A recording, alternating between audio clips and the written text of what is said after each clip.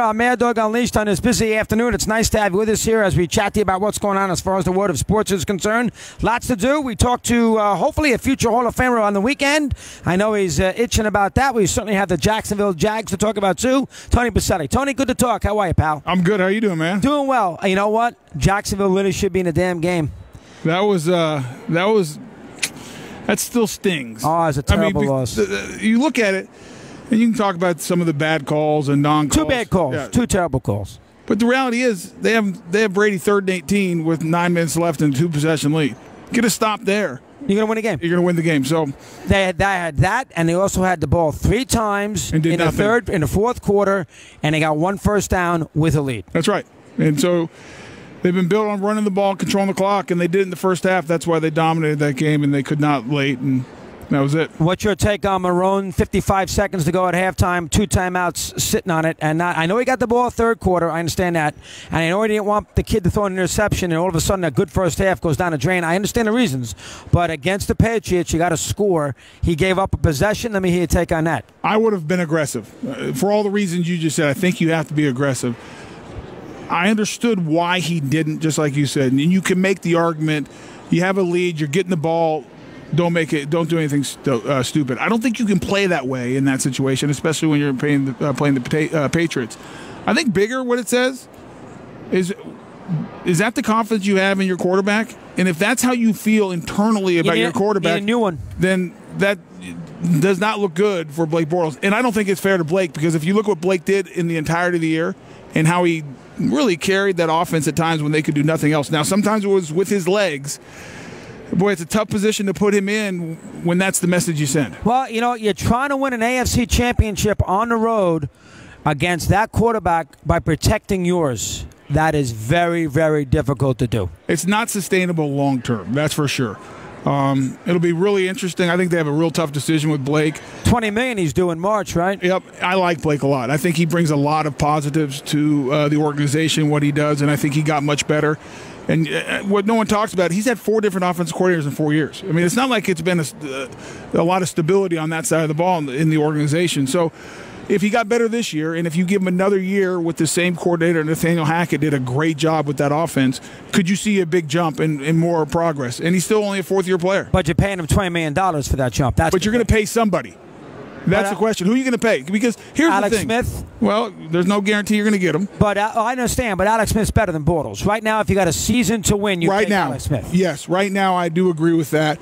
But I still say you have to make a decision on the first day of the league year, and you're not going to know whether you can get Kirk Cousins or Alex Smith or anything else.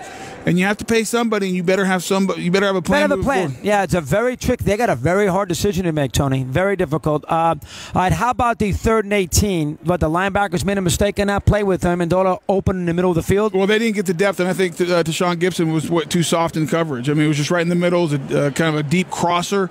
The pass rush didn't get there. Now, some people in Jacksonville think that Marcel Darius got tackled as he was going to Tom Brady, but whether that happened or not, you just can't be that soft. You have to play the sticks. You know where the sticks are. You know it's 3rd and 18.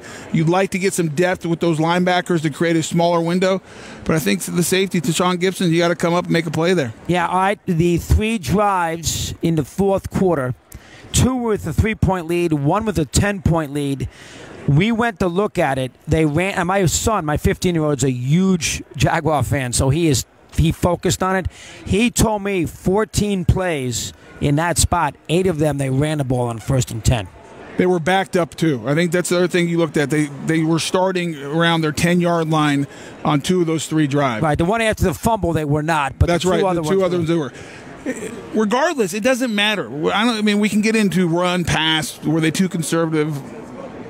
At the end of the day, players make plays. And you're in that situation, you have to make a decision as a player, as a group, saying, listen, we can win the game right now. The offensive line, the back, Fournette, I mean, whether it's Bortles, whoever makes a play in that situation, the coaches are going to call plays. Sometimes they work, sometimes they don't. You know, early in one of those situations, they came out and threw it on 1st and 2nd down. It didn't work either. And so we can nitpick that and look back. You're not going to kill them. You got to make plays as a player. That's where it comes down to. The reason they lost that game, we can talk about officiating, the Miles Jack fumble. They should have never blown the whistle. Never. And they had pass interference at the end of the half. 2 terrible calls. Awful. With all that said, the reason the Patriots won and the Jaguars lost is Brady and that offense made plays when they had to. 2 drives. And the defense, all of a sudden, which couldn't stop anybody, didn't give up anything. No, the Jaguars. I don't want to kill the Jaguars. Plus, special teams hurt too. That's right. Because he ran the punt back to 29-yard line. That's right. So that hurt. I did not like. He had him open. It was not a good throw. Fournette to the linebacker. Last drive. That's right, on the wheel route. He was there, and he didn't throw him. Bad throw by Bortles. Give me a little rundown on that. It wasn't a great throw. He had a little bit of pressure, but you got to make the play. And from a player's perspective, because as a player, as an ex-player, we always want to say that it's the game goes through us. We dictate the game, and we make plays, and the league's about us. Well, if we want that, when those opportunities are on the line, you have to make the play. You go back to the Super Bowl last year. The Patriots are dead. The Falcons are dead to rights. We did that a million times. I mean, you can talk through it, and I go back to the most simplistic way is the reason the Patriots are so dang good is Tom Brady makes plays when no one else does. Plus, they don't make any mistakes. And they don't make the mistakes. I mean, Belichick does everything. I mean, they have such an advantage, Tony. Tony Boselli, we'll talk Hall of Fame in a minute. They have so much of an advantage with their quarterback-coach combination that nobody else in the league has. And they have arguably the first or second best coach in the history of the NFL. I'll put Lombardi ahead of him, but it's close. And they have arguably the first or second best quarterback in the history of the NFL. You can argue Montana all you want. Even go Brady number 1 right now if you wish. Fine by me. So they are every game. They have the best coach maybe in the history of the sport and the best quarterback in the history of the sport. Those are maybe the 2 most important spots in the NFL. Now, you want to tell me maybe the coach not so much, but you get the idea. They have 2 of the best in the history of the sport every time they take the field. You look at the AFC Championship game. Take away the quarterback, take away the coach. Oh, they're a much better team. Which team was better, Jacksonville? The Super Bowl. Which roster are you picking? Faster, quicker, bigger. Eagles. Eagles all day long. Who do you think's going to win? You start leaning towards the Patriots just because of 2 guys. Hard to bet against Brady. It's so hard to. And I said this earlier. In my opinion, forget about him being the best quarterback of all time. I think he's the greatest team sport athlete in the U.S. history of any sport. Better than Jordan? Better than Jordan. And better than Gretzky? Better than Gretzky. And better than LeBron. Yes. And the reason I put him there, the length of time he's done it, with the different personnel groupings he's done it, and the fact he does it on rosters that aren't as good as the teams he plays. Michael Jordan's roster, he's the greatest basketball player in my opinion ever. But you have Scottie Pippen, the all-time 50 greatest player. I mean, you had a nice roster around him at times. Tom Brady does it without Gronk in the AFC Championship game after they lose him in the second quarter. I probably would agree with that. The only thing I would say, because coaching is so significant, he does have Belichick. I agree with that. I don't disagree with you there. I mean, Phil Jackson wins because he's got the great players. Sather won. He had all those great Edmonton Oilers. I mean, LeBron's had a million coaches. He does have Well, that's why you almost have to go LeBron is right there with Tom Brady because he does it with a bunch of guys that nobody else wants. I don't think he's got the assassin bullet that Brady has. I agree with you there. Let's talk Belichick. Before your candidacy here, let's talk Belichick as far as greatness as a head coach. You were a great tackle. Played forever. You know the intricacies of the game. You're a smart guy. You broadcast. I mean, you understand football. Do I appreciate how great a coach and how efficient Belichick is? Give him a word or 2 on him. He's amazing because it's not his game management is off the charts. The fact that he can game plan the way he does both offensively and defensively to try to take away the strength of other teams. It's not like he just says, this is our cookie cutter, this is how we do it. He adapts better than anybody else. And then the other thing that I don't think he gets the credit for is he makes decisions without emotion that affect the franchise. And that's why I was actually surprised about the Garoppolo decision to trade him. Because historically, if you look at what Bill Belichick does, he gets rid of guys that might only help him for another year and to replace them with guys who are going to help him. Well, that's why Brady and Kraft may have told him, "I got to get him out of here." I don't know but that's what shocked me about it because Belichick's been the best at managing the entire organization. And he gave away a big quarterback. This kid can play. He can play. All right, now your career, an excellent career, and you had that bad knee injury, right? Shoulder. Oh, it was his shoulder. Yeah. 7th year in the league. How many years was it? 7th year I got hurt. Tried to play back in the 8th and couldn't do it. What was it? A practice on a game? Give me a little rundown on the injury first. It was actually an injury that happened over multiple games, and like a hard-headed, dumb athlete that I was, I just said, I'll just tough it out and play through Did you take shots to play? Kept on getting worse. Not shots directly in the shoulder, but a little Toradol to help you get through and take the edge off. My choice. By the way, the medical staff, Jaguars, never even forced me one time. I was begging to do it. And then just the surgery went bad. Had 3 surgeries, tried to come back, but the career was over. Any regrets?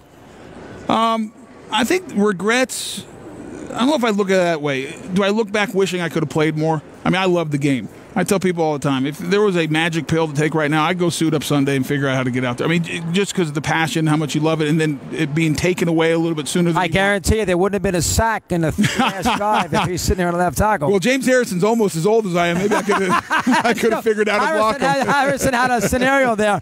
Now, you had 6 great seasons, right? Yep. 3 of them you were All-Pro? Yep, first team. First team All-Pro. I knew it was 3. I got that right. Yep. This is going to be an interesting case for you.